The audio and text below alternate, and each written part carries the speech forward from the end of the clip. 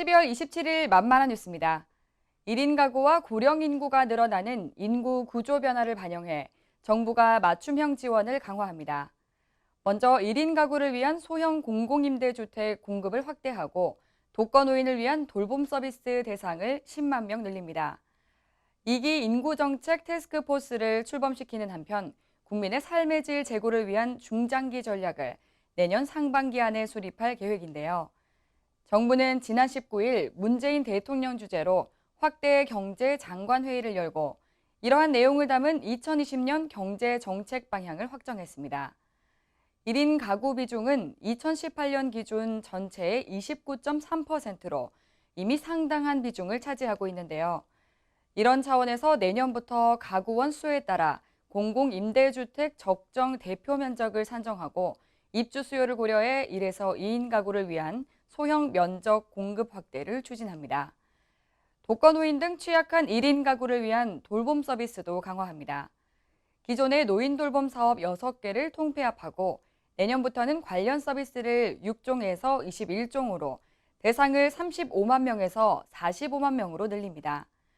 1인 가구와 한부모 가족 등을 위한 가족센터 건립도 올해 5곳에서 내년 64곳으로 대폭 확대합니다.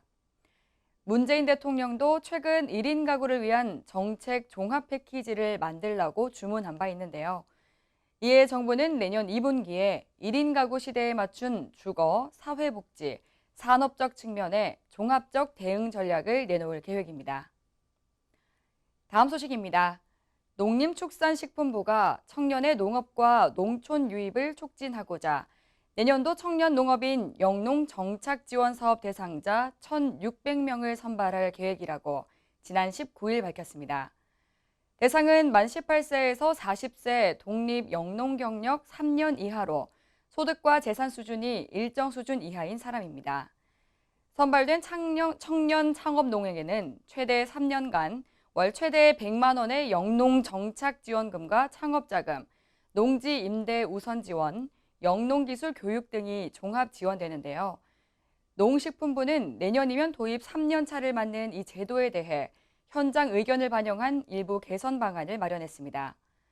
우선 내년부터는 1년에 2개월 관할 시군구의 사전 승인을 얻어 농한기를 활용한 농해 근로를 할 수 있도록 했습니다.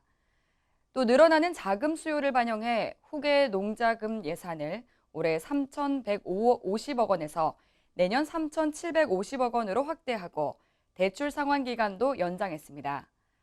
사업에 지원하려는 청년은 다음 달 22일까지 농림사업정보 시스템에 접속해 신청서를 작성해 제출하면 됩니다.